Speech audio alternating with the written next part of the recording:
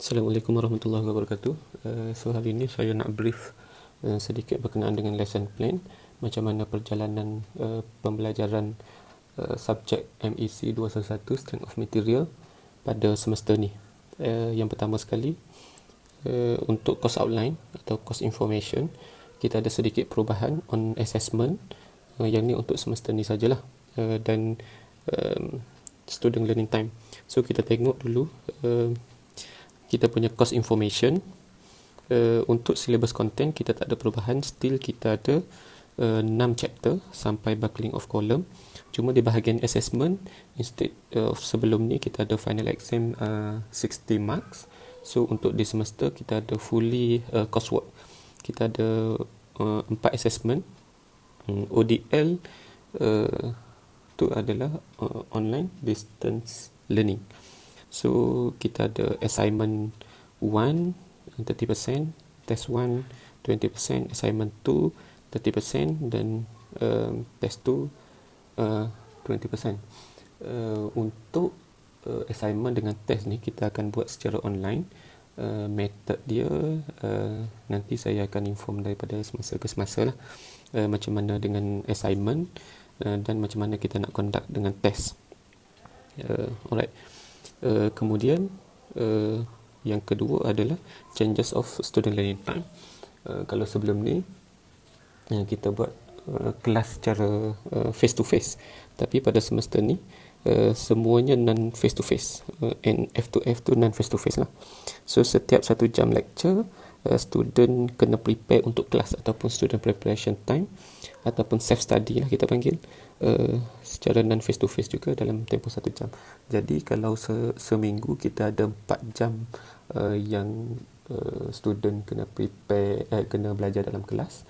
Jadi total dalam seminggu tu sepatutnya you kena spend 4 jam kelas dan 4 jam secara self study. Jadi sepatutnya 8 jam seminggu lah kena prepare. Dan content tu nanti saya akan bagi tahu kejap lagi lah. Jadi the student must spend the time given, lecture and self study with the best effort in order to ensure teaching and learning succeed lah. Sama macam semester-semester biasa. Contoh, saya bagi contoh.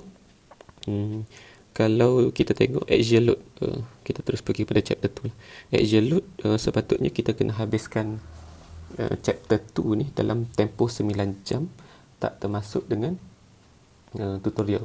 Seminggu kita ada 3 jam lecture dengan 1 jam tutorial. Jadi 9 jam ni lebih kurang 3 minggu lah. 3 minggu bersamaan dengan kalau seminggu 8 jam. Jadi you kena spend time 8 kali dengan 3 minggu. Jadi 8 kali 3 24 jam. So 24 jam kena spend at least untuk chapter axial load. Contoh macam tu lah, senang. Alright. Kemudian untuk content bahagian teori, the student will be provided the class lecture notes, additional notes and link to YouTube videos. Okay, kita akan ada 3 jenis lah. Satu, class lecture note. Yang ni you boleh dapat daripada Island ataupun YouFuture, ataupun memang you dah print out dah sebelum ni. And then additional notes ni, sekiranya ada tambahan-tambahan notes ataupun ringkasan kepada notes, nanti saya akan bagilah dalam medium-medium yang saya akan bagi tahu kemudian. Kemudian yang kedua, the student also may refer to any outsources related to this course. Jadi apa-apa sumber lain yang saya tak bagi itu, you boleh refer jugalah, sama ada dekat Google, YouTube, buku atau lain-lain lah. The student must be able to learn how to understand the theories independently. Jadi sekarang ni memang students kena belajar sendirilah untuk fahamkan dia punya teori.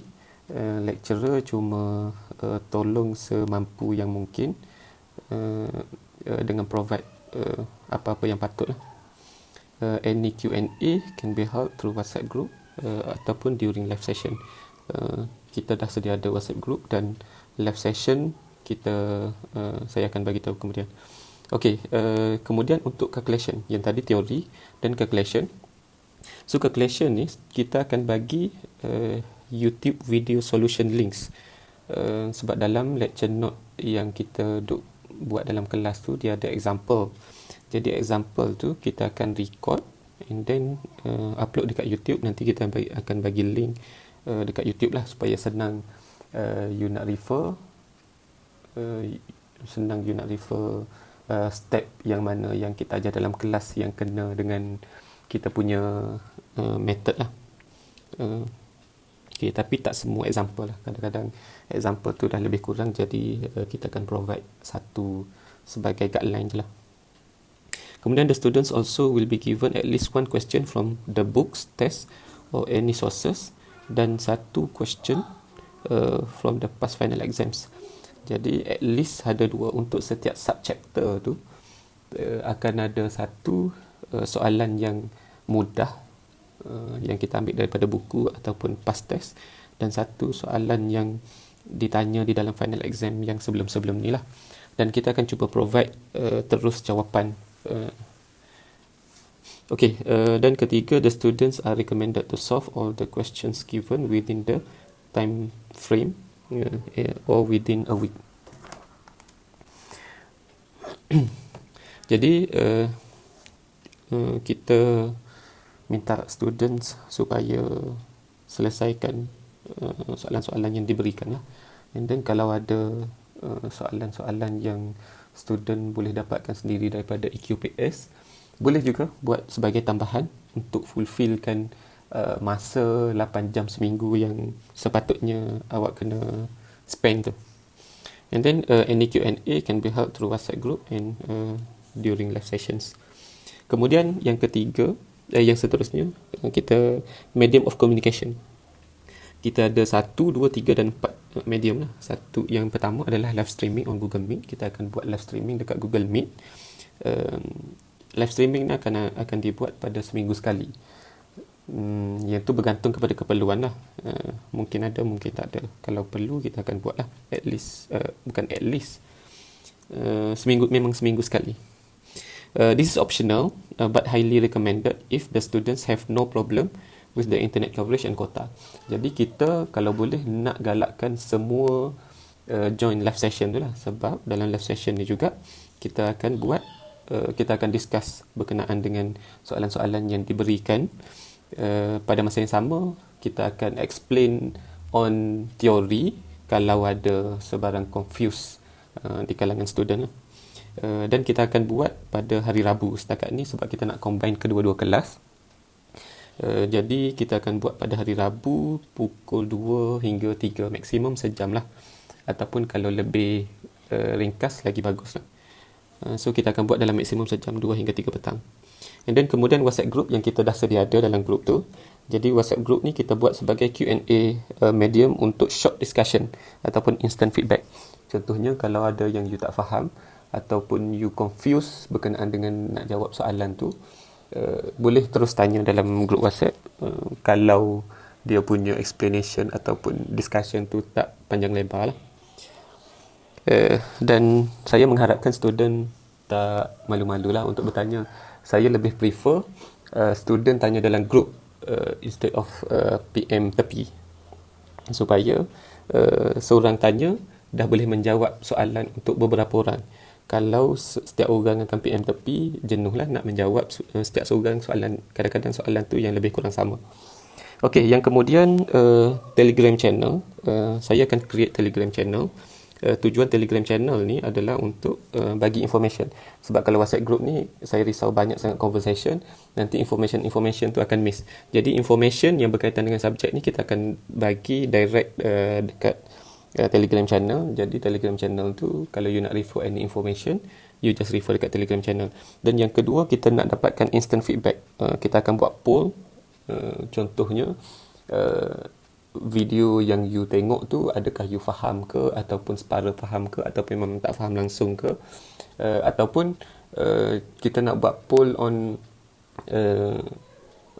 kita punya feedback on live streaming sebagai contoh lah. Tu sekadar kita punya instant feedback, ataupun kalau kita perlukan detail feedback, kita akan conduct pakai Google Form. And then kemudian yang keempat, Google Classroom, Island ataupun U Future Platform. So yang ni yang official punya lah, Island dengan YouFuture ni adalah official yang kita ada, dan Google Classroom tu tambahan. Tujuan dia adalah untuk kita collect answer sheets daripada student, assignment ke kalau ada assessment daripada student, dan pada masa yang sama kita juga boleh pakai platform ni untuk conduct quizzes ataupun activities yang mana boleh strengthen lagi kita punya understanding on the subject lah. Okay, and then last kali untuk attendance, the student will be given Google Form or any type of medium to fill in the attendance. So kita akan bagi buat masa ni mungkin kita akan bagi Google Form lah untuk isi attendance. The attendance must be filled in maximum twice a week. Jadi kalau ikutkan kita punya jadual, kehadiran tu adalah 2 kali seminggu lah. Jadi you kena fulfillkan attendance tu 2 kali seminggu. Bila masa nak isi attendance tu, bila masa you nak study. So bila you nak study baru you isi attendance. Jangan isi saja-saja isi attendance tapi you tak buka pun kerja-kerja ataupun video-video yang telah diberikan. Dan ada syarat dia. Syarat dia untuk first attendance dengan second attendance tu mesti gap dia sehari atau 2 hari. Tak boleh within 1 hari you dah you terus fill in dua-dua attendance, ataupun tak boleh juga dalam gap yang sangat singkat, contohnya 5 minit ke 10 minit you terus isi kedua-dua attendance. No. You nak study boleh, you study boleh 10 kali pun boleh, tapi saya nak cuma 2 kali sahaja yang diisi dalam Google Form tu, dan syarat dia mesti gap 1 hari. Okay, so tu saja briefing saya pada hari ini. Sekian, terima kasih lah.